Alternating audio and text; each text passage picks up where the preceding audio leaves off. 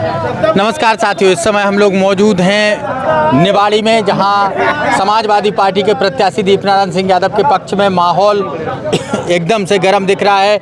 उन्हीं के आवास के बाहर हम लोग खड़े हैं। तमाम नेता लोग हैं और तमाम आम लोग भी हैं जो उनके साथ प्रचार करने के लिए जाते हैं। अब उन्हीं से बात करते हैं। नेताजी, क्या नाम है? मेरा नाम रामबाबू कठरिया है। तो कठरिया जी, इस बार क्या लग रहा है चुनाव में माहौल? इस बार तो ये लग रहा है साइकिल इस कदर से चल रही है निवाड़ी में और पूरे मध्य प्रदेश में चलने के लिए जा रही है साइकिल। क्या कहना है? तो साइकिल आप कह रहे हैं चल रही है। निवाड़ी लोकल विधानसभा में किन मुद्दों के साथ आप जनता के बीच में जा रहे हैं? अरे सुनो तो, मुद्दा तो हम बताएंगे आपको। जी। मुद्दा यहाँ पर कोई रोजगार नहीं है जनता के पास। जनता यहाँ की बेरोजगार है। 80% लोग अपनी गठरिया सर पर रख करके दिल्ली डरे हैं बच्चा लिए हैं। लेकिन अब यहाँ पर साइकिल चलने वाली है और मम्मा की छाती धक धका रही है। क्यों? कि साइकिल चल रही धूम मचाती, अरे साइकिल चल रही धूम मचाती और धक धक हो रही मम्मा की छाती। साइकिल चल रही धूम मचाती, धक धक हो रही मम्मा की छाती। अब कमल फूल मुरझाया और पंजे का हुआ सफाया। अब कमल फूल मुरझाया और पंजे का हुआ सफाया। अरे दलदल में फंस गो हाथी, धक धक हो रही मम्मा की छाती। साइकिल चल रही धूम मचाती, धक धक हो रही मम्मा की छाती। साइकिल चल रही धूम मचाती, धक धक हो रही मम्मा की छाती। तो और भी लोग हैं हमारे साथ। चाचा, क्या कहेंगे? पांडवों के यहाँ भगवान श्री कृष्ण शांति दूत बन के गए थे और उन्होंने कहा था कि 5 गांव पांडवों को दे दो और हमारे 5 पांडव 5 गांव में रह लेंगे। लेकिन दुर्योधन ने कहा कि बिना युद्ध जो है मैं सुई का नोक भर भी जमीन नहीं दूंगा। इसी तरह से अखिलेश यादव, समाजवादी पार्टी के राष्ट्रीय अध्यक्ष अखिलेश यादव जो है भोपाल पहुंच गए। उन्होंने कहा कि हमारे 5 महारथियों को 5 गांव दे दो। लेकिन दिग्विजय सिंह और कमलनाथ सिंह ने कहा कि बिना चुनावी महाभारत के मैं एक भी सीट नहीं दूंगा। और इतिहास गवाह है कि जो सुई का नोक भर जमीन नहीं दिया वो पूरा आर्यावर्त दे दिया और अपने लोगों को भी खोया। महाराज युधिष्ठिर राजा बने। इसी तरह जैसे कमलनाथ और दिग्विजय ने कहा कि बिना चुनावी माहौल के मैं एक भी, बिना चुनावी महाभारत के मैं एक भी सीट नहीं दूंगा। इतिहास गवाह है। इतिहास से हमें सबक लेना चाहिए। दिग्विजय सिंह समाजवादी की सरकार बनवाएंगे इस बार और समाजवादी की सरकार बनेगी इस बार। इसलिए बनेगी कि आपने देखा होगा मध्य प्रदेश में व्यापम घोटाला, छोटे छोटे बच्चों का आंगनबाड़ी घोटाला। कैसे मुख्यमंत्री के पास आंगनबाड़ी का जो इंचार्ज था, मोटरसाइकिल का नंबर प्लेट लगा के 2.5 लाख करोड़ रुपए का राशन घोटाला उन्होंने कर दिया।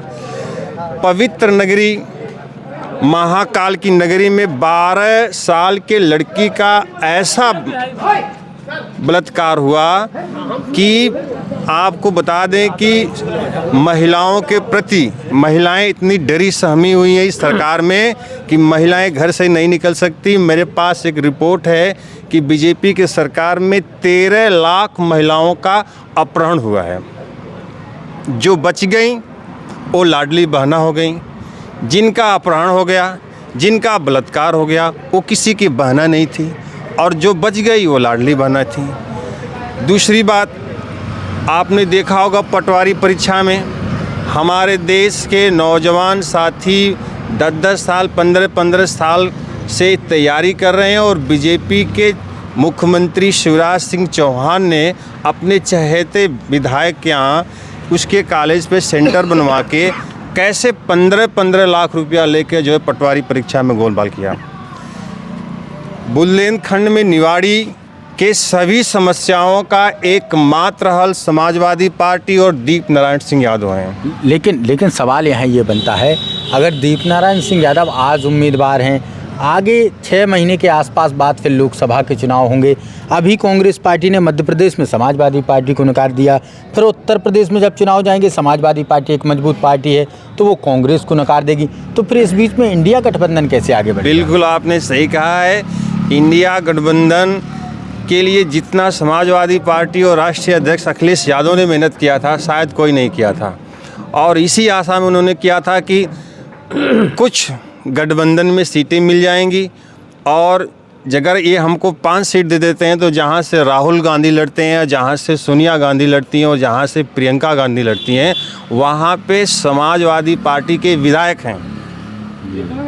अगर आपने हमें 5 सीट नहीं दिया तो पक्का है, 100% है कि सोनिया गांधी भी चुनाव हारेंगी, राहुल गांधी भी चुनाव हारेंगे और प्रियंका गांधी भी चुनाव हारेंगे। लेकिन इसके विपरीत एक सवाल ले लेते हैं कि आज तक उत्तर प्रदेश में समाजवादी पार्टी और कांग्रेस पार्टी का जब गठबंधन नहीं रहा है, उसके बावजूद भी अमेठी और रायबरेली में समाजवादी पार्टी ने कभी प्रत्याशी नहीं उतारे हैं। कारण ये रहा कि हमारे जो राष्ट्रीय नेता रहे हैं मुलायम सिंह यादव जी, नेताजी, उन्होंने बड़े बुजुर्गों का सम्मान किया और उन्होंने आजीवन कहा कि भाई हम आपके बड़े लोगों के साथ खिलाफ प्रत्याशी नहीं उतारेंगे।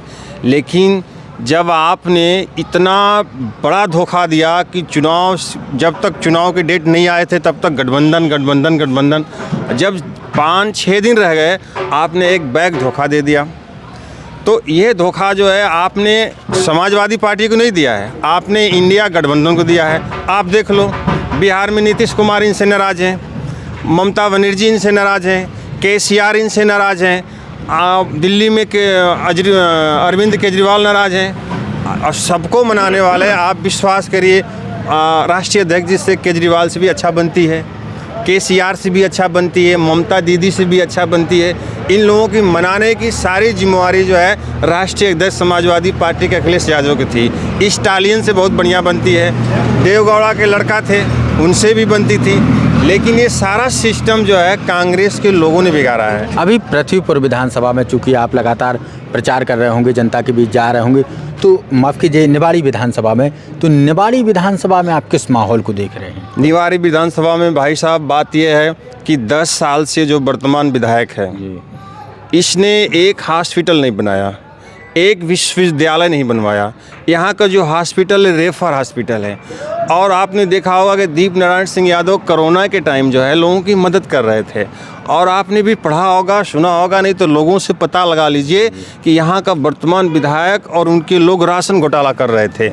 यहाँ पे इस क्षेत्र में पानी की सुविधा नहीं है, यहाँ के लोग पलायन कर रहे हैं। अगर निवाड़ी विधानसभा के सारे समस्याओं का एकमात्र हल समाजवादी पार्टी और दीप नारायण सिंह यादव हैं। सर एक और अंतिम सवाल, अगर आप कह रहे हैं भारतीय जनता पार्टी ने घोटाला किया, तो क्या आपको नहीं लगता कि अगर भारतीय जनता पार्टी ने घोटाला किया है तो उनका वोट बैंक जो नाराज़ है वो समाजवादी पार्टी की तरफ क्यों जाए? हो सकता है वो कांग्रेस की तरफ भी जा सकता है। कांग्रेस की तरफ नहीं जाएगा, कारण है कि समाजवादी पार्टी की जो प्रत्याशी हैं इनकी व्यक्तिगत छवि है।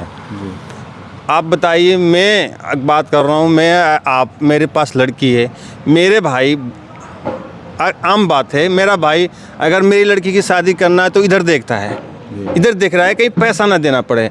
जो व्यक्ति 1001 लड़कियों की शादी किया हो वो भी राजशाही ढंग से, आपने देखा होगा 2013 में कैसे एक लड़की जो है रो रही थी और ये कह रही थी कि मेरे माता पिता मेरी शादी के लिए 1-1 रुपया इकट्ठा कर रहे थे, फिर भी नहीं हो रहा था। लेकिन राजशाही अंदाज में कैसे दीप नारायण सिंह यादव ने शादी किया, तो जो लोगों की मदद किए हैं ना, ये मदद जो है उनको वोट में ट्रांसफ़र हो रही है। चलिए और भी लोग, भैया क्या देख रहे हैं आप इस निवाड़ी विधानसभा से समाजवादी पार्टी एक तरफा चुनाव जीत रही है। तो समाजवादी पार्टी ही क्यों जीत रही है? इसका मतलब ये है कि साफ सभी बेहतरीन नेता, कोई छवि पे कोई दाग नहीं। वर्तमान जो विधायक हैं, 10 साल से विधायक हैं, उनने अपने विकास के अलावा कभी भी निवाड़ी का कोई विकास नहीं किया। सबसे बड़ी चीज़ है समाजवादी पार्टी डॉक्टर लोहिया जी से, मुलायम सिंह के आदर्शों पर चलने वाली पार्टी है। और समाजवाद वो चीज़ है, अगर निवाड़ी को अगर भ्रष्टाचार से, महंगाई और हर तरीके से अगर कोई व्यक्ति अगर निवाड़ी को खुशहाली के रास्ते ले जा सकता है तो वो है माननीय मीरा दीपक यादव। विधायक निधि क्या होती है अभी निवाड़ी में किसी को पता नहीं था। जब मीरा दीपक निवाड़ी से विधायक बने तब उन्होंने बताया कि क्या विधायक निधि होती है, कैसे हम अपने लोगों पे पैसा खर्च करना पड़ता है और क्या विकास करना पड़ता है।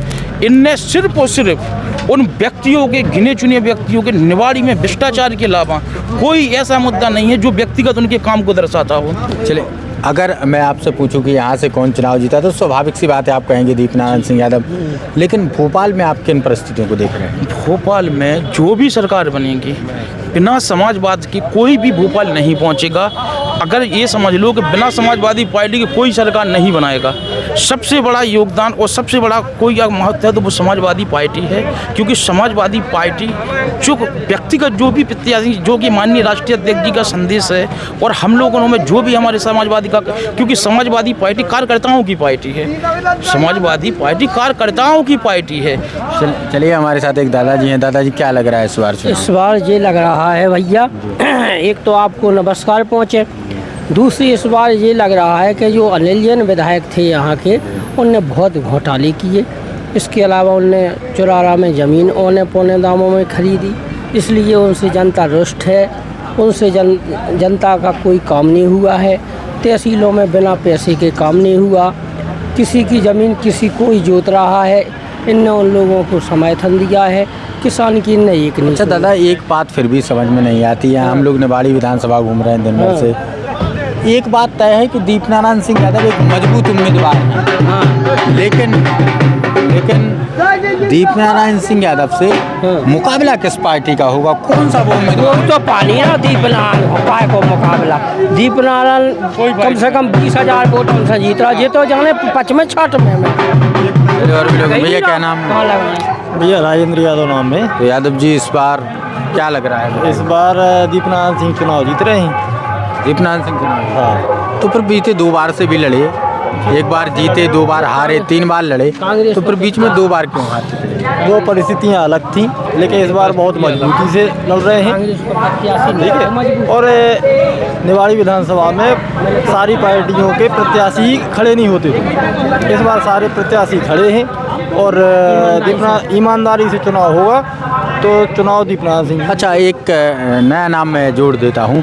हालांकि दीपनारायण सिंह यादव जी के कार्यकर्ता हैं सभी, लेकिन अवधेश राठौर यहाँ बहुजन समाज पार्टी से एक प्रत्याशी मैदान में है, तो क्या उनका कुछ वोट बैंक पर प्रभाव आप देख रहे हैं? उनका भी वोट बैंक का प्रभाव है। सब अपनी अपनी जगह हैं, सब अपनी अपनी जगह हैं।